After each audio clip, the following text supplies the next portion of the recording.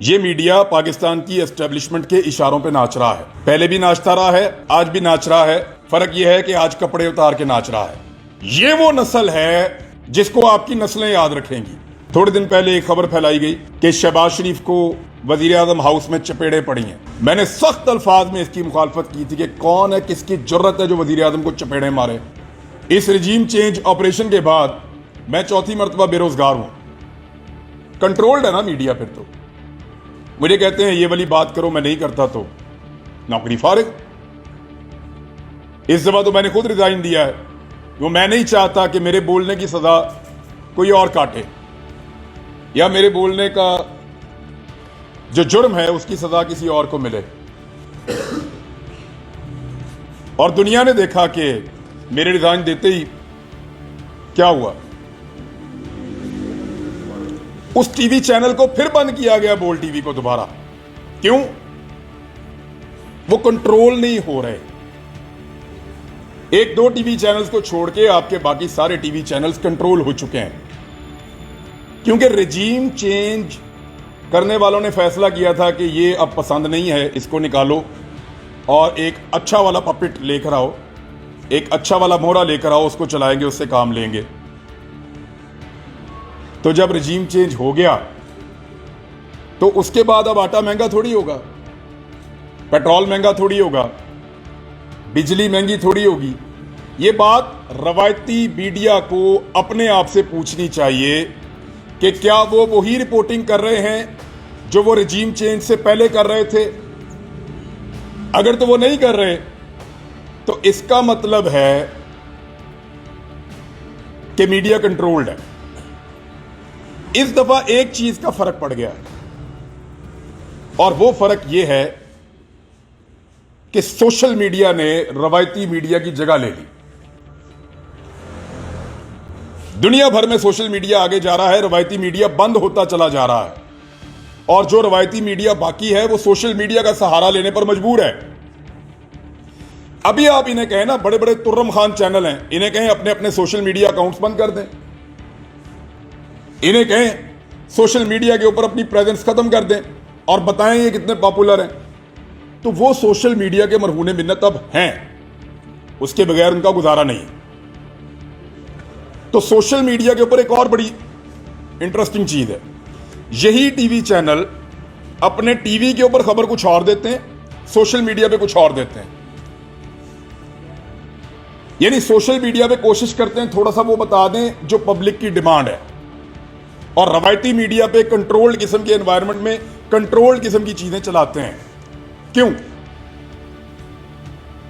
ये मीडिया पाकिस्तान की एस्टेब्लिशमेंट के इशारों पे नाच रहा है। पहले भी नाचता रहा है, आज भी नाच रहा है। फर्क यह है कि आज कपड़े उतार के नाच रहा है। पहले जरा थोड़ा सा शर्म हया के साथ नाच रहा था। अभी ये बहुत बेहुदा और नंगा नाच है जो पाकिस्तान का मीडिया नाच रहा है, पाकिस्तान की एस्टेब्लिशमेंट के कहने के ऊपर। लेकिन पाकिस्तान की कौम इनको देख रही है। अब सोशल मीडिया का दौर है। जो आपने कल किया इस मुल्क के अंदर, कायदे आजम मोहम्मद अली जिन्ना रहमतुल्लाह अलैह से लेकर बेनजीर भुट्टो की शहादत तक और उसके बाद होने वाले रिजीम चेंज ऑपरेशंस तक, जो कुछ भी किया उसके ऊपर वक्त की गर्द पड़ती रही और कंट्रोल्ड एनवायरनमेंट में चीजें कंट्रोल में रही।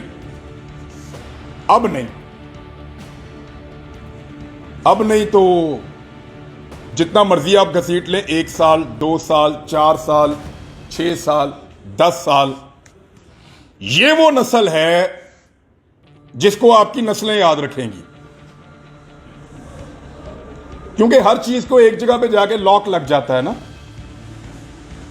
एक जगह आती है जहां पे जाके बस अब बंद जाता है कि इसके बाद इससे आगे नहीं। वो वाला नहीं, मुझे ऐसा महसूस होता है कि वो आ गया है।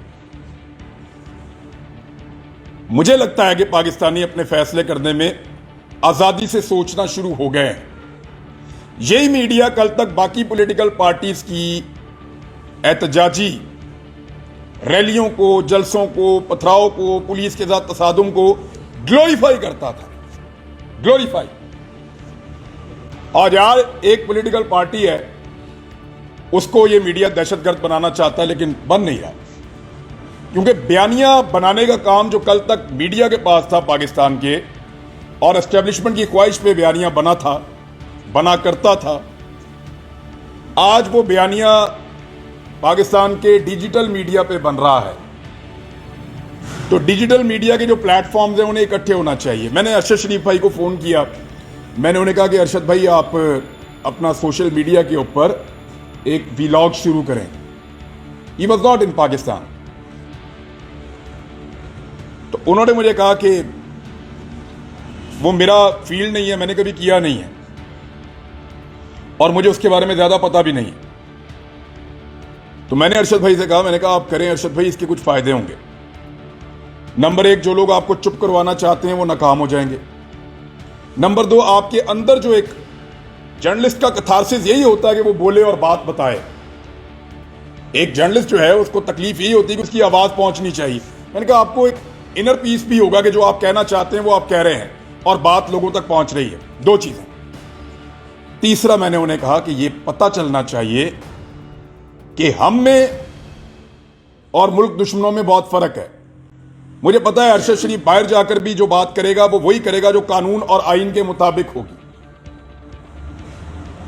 अरशद शरीफ ने बाहर जाके कोई पाकिस्तान का गद्दार नहीं बन जाना था। तो इससे सबक हासिल होना चाहिए एस्टेब्लिशमेंट को भी कि उसने वही बात की जो वो पाकिस्तान में बैठकर कर रहा था। आज साबिर शाकिर ने जितनी बात की है पाकिस्तान से बाहर, जितने भी लोग हैं आप उठाएं, क्या वो पाकिस्तान में भी ऐसी ही बात नहीं करते थे? क्या उनका रवैया बदल गया? क्या वो गालियां दे रहे हैं? मुहित पीरज़ादा, क्या वो गालियां दे रहे हैं? उनका रवैया बदल गया? नहीं, वही है। तो ये जो कंट्रोल करने की एक कोशिश थी ना, इसको सोशल मीडिया ने नाकाम बनाया है। हमारे पास एक नया हथियार है, लेकिन इस नए हथियार के साथ नई जिम्मेदारियां भी हैं। नई जिम्मेदारियां ये कहती हैं कि आप जज करें कि क्या ठीक है और क्या गलत है। मेरा सहाफती नुक्ता नजर यह है कि सही और गलत के बीच में अगर तो मेरे दिमाग के अंदर कोई घंटी मौजूद है और वो बज रही है, तो वो मुझे बताएगी कि सही क्या और गलत क्या है। तो मेरा दिमाग मुझे सही और गलत के बीच में गाइड करता है, और मेरा नजरिया यह है कि मैं सही और गलत के बीच में न्यूट्रल नहीं रह सकता। थोड़े दिन पहले एक खबर फैलाई गई कि शहबाज शरीफ को वजीर आजम हाउस में चपेड़े पड़ी हैं। याद होगा आप लोगों को। मैंने सख्त अल्फाज में इसकी मुखालफत की थी कि कौन है, किसकी जुर्रत है जो वजीर आजम को चपेड़े मारे। ये खबरें अपना खौफ फैलाने के लिए फैलाई जाती हैं। वो लोग ये चाहते हैं कि सब उनसे डरें, लेकिन जो लोग अल्लाह से डरते हैं वो फिर किसी और से नहीं डरते। जिंदगी, आपका रिस्क, आपकी इज्जत, आपकी औलाद, ये सारी चीजें अल्लाह रब्बुल इज्जत के पास हैं। कोई जमीन पर बैठा हुआ फिरौन या जमीनी खुदा इनका फैसला नहीं कर सकता।